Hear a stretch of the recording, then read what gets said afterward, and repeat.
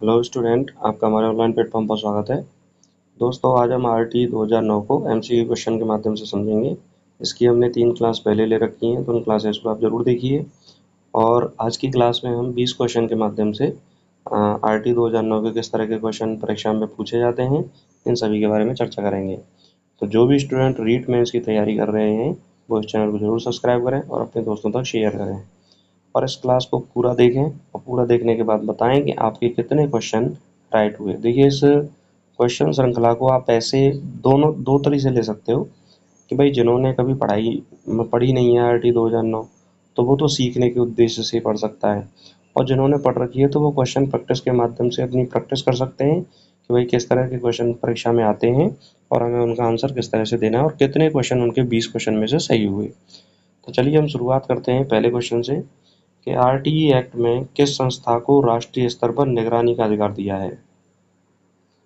निगरानी का अधिकार दिया है एनसीटीई, एनसीपीसीआर और एनसीईआरटी और सीबीएसई। तो देखिए, आरटी एक्ट की धारा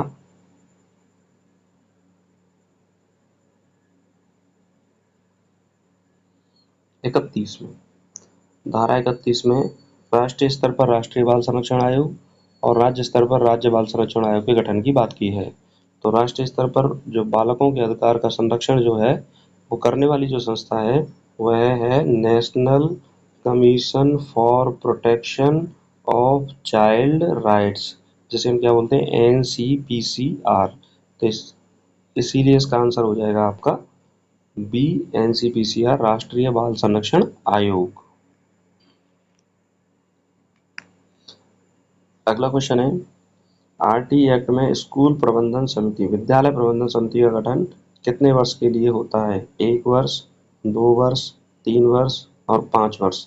तो देखिए, एसएमसी का गठन जो होता है वो 3 वर्ष के लिए होता है। कितने वर्ष के लिए? 3 वर्ष के लिए। और एसएमसी का जिक्र जो है आरटी एक्ट की कौन सी धारा में है? धारा 21 में। किसमें है? धारा 21 में। तो इसका राइट आंसर क्या है आपका? सी।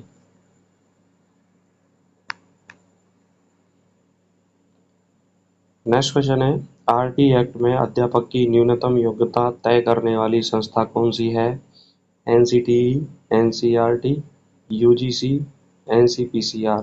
तो देखिए, आरटी एक्ट की धारा 23 के अनुसार अध्यापकों की न्यूनतम योग्यता को तय किया है और न्यूनतम योग्यता को तय करने वाली संस्था है NCTE, national council for teacher education. तो इसका राइट आंसर आपका क्या है? ए। अगला क्वेश्चन है, आरटी एक्ट के तहत शिक्षा किस प्रकार की होनी चाहिए? बाल केंद्रित, भय मुक्त, रचनात्मक, उपरोक्त सभी। तो देखिए, ऑप्शन से हमें पता चल रहा है कि तीनों ही जो है वो शिक्षा के अच्छी बातें हैं कि भाई बाल केंद्रित शिक्षा होनी चाहिए, भय मुक्त शिक्षा होनी चाहिए और रचनात्मक होनी चाहिए। तो इसका राइट आंसर आपका क्या हो जाएगा? डी। अगला क्वेश्चन है, आरटी एक्ट में 25% आरक्षण का खर्च कौन वहन करता है? केंद्र सरकार, राज्य सरकार, केंद्र और राज्य दोनों और अभिभावक। तो देखिए, यहाँ पर हम बात करें कि 25% आरक्षण की बात धारा 12 के अंतर्गत करी गई है। और यदि कोई प्राइवेट स्कूल केंद्र से मान्यता प्राप्त है तो उसका खर्चा तो केंद्र सरकार उठाएगी, और यदि कोई प्राइवेट स्कूल राज्य से मान्यता प्राप्त है तो उसका खर्चा राज्य सरकार उठाएगी। तो 25% आरक्षण का जो खर्च है वो समुचित सरकार अर्थात केंद्र सरकार और राज्य सरकार दोनों उठाती हैं। तो इसका राइट आंसर आपका क्या रहेगा? सी।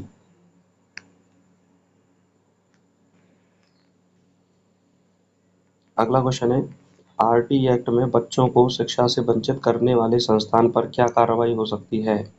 यानी कि यदि कोई बालक किसी शिक्षा संस्थान में पढ़ रहा है और उसको उस शिक्षण संस्थान ने बाहर निकाल दिया, उसको नहीं पढ़ाया, तो उस पर क्या कार्रवाई हो सकती है? पहला है जुर्माना, दूसरा मान्यता रद्द, तीसरा कानूनी कार्यवाही और चौथा उपरोक्त सभी। तो सीधी सीधी बात है भाई, आरटी एक्ट तो 6 से 14 वर्ष तक के बच्चों के लिए निःशुल्क एवं अनिवार्य शिक्षा की बात करती है। अगर इस बात का उल्लंघन कोई विद्यालय करता है तो उस पर जुर्माना लगाया जाएगा, उसकी मान्यता रद्द होगी और उस पर कानूनी कार्रवाई होगी। तो इसका राइट आंसर क्या रहेगा? डी।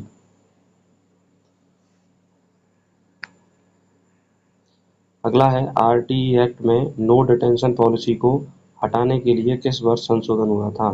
तो देखिए, नो डिटेंशन पॉलिसी का संबंध किससे है? धारा 16 से। किससे है? धारा 16 से। और ऑप्शन है 2017, 2018, 2019 और 2020। जनवरी 2019 में नो डिटेंशन पॉलिसी को हटाने पर क्या हुआ था, संशोधन हुआ था। तो इसका राइट आंसर क्या होगा, सी।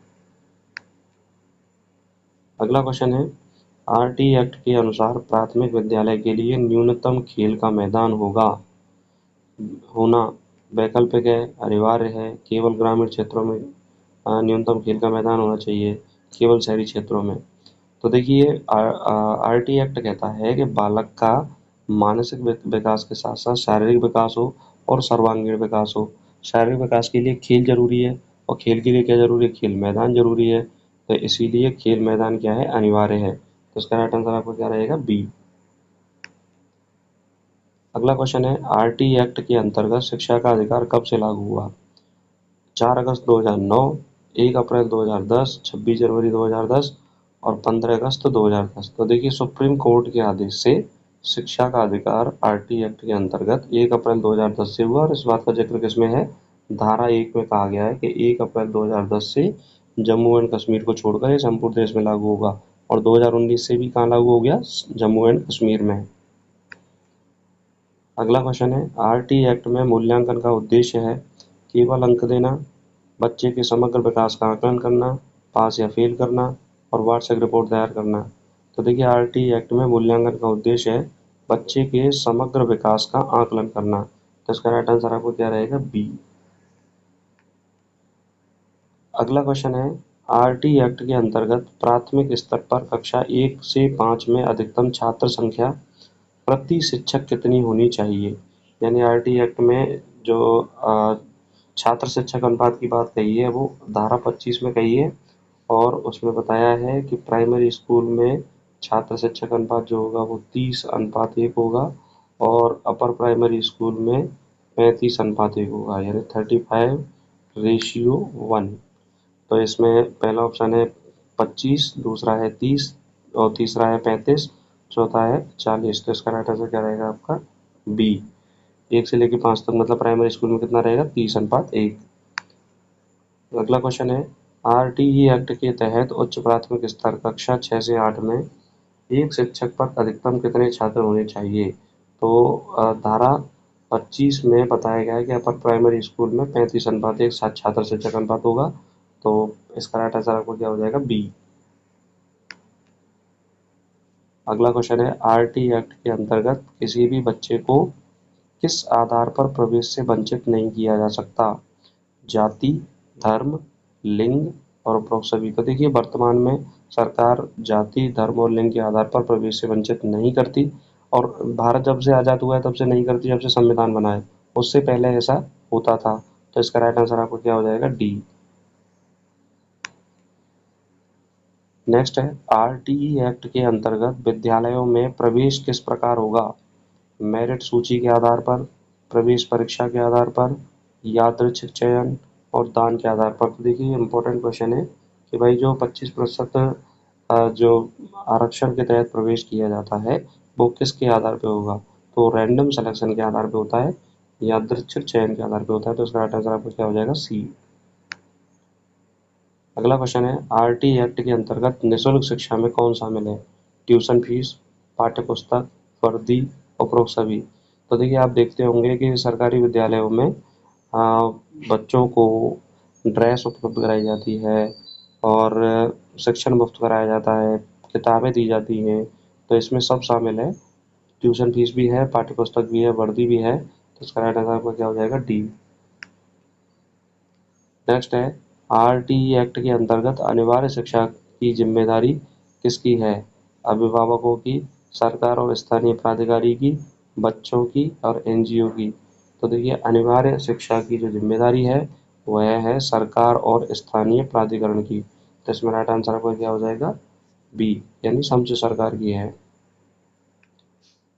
नेक्स्ट है, आरटी एक्ट के अनुसार उपयुक्त सरकार का अर्थ किससे है। केंद्र सरकार, राज्य सरकार, केंद्र और राज्य दोनों, और केवल पंचायत। तो देखिए, समुचित सरकार या उपयुक्त सरकार का अर्थ केंद्र और राज्य दोनों से है। तो केंद्र सरकार और राज्य सरकार दोनों से है। तो इसका राइट आंसर आपको क्या रहेगा, सी। ये क्वेश्चन मैं कई बार करा चुका हूँ, तो इसमें कोई आपको दिक्कत नहीं आनी चाहिए। क्योंकि आप पहली क्लास लोगे तो उससे आपको बहुत सारी चीज़ें क्लियर हो जाएंगी। और समझे सरकार की परिभाषा कौन सी धारा में दी है? धारा 2 में। नेक्स्ट है, आरटी एक्ट के अंतर्गत किस प्रकार का मूल्यांकन किया जाता है? सतत एवं समग्र मूल्यांकन, वार्षिक परीक्षा, प्रवेश परीक्षा, मासिक परीक्षा। तो आरटी एक्ट के अंतर्गत सतत एवं समग्र मूल्यांकन किया जाता है, तो इसका राइट आंसर आपका क्या रहेगा? ए। नेक्स्ट है, आरटी एक्ट के अंतर्गत नो डिटेंशन पॉलिसी का उद्देश्य क्या था? सभी बच्चों को पास करना, बच्चों पर परीक्षा का दबाव कम करना, शिक्षकों का कार्यभार कम करना और उपरोक्त सभी। तो देखिए, नो डिटेंशन पॉलिसी का संबंध किससे है? धारा 16 से। और नो डिटेंशन पॉलिसी क्या होती है कि यदि बच्चा फेल हो जाए तो अगली कक्षा में प्रवेश दिलाना, उसको क्रमोन्नत करना, अगली कक्षा में उन्नति देना।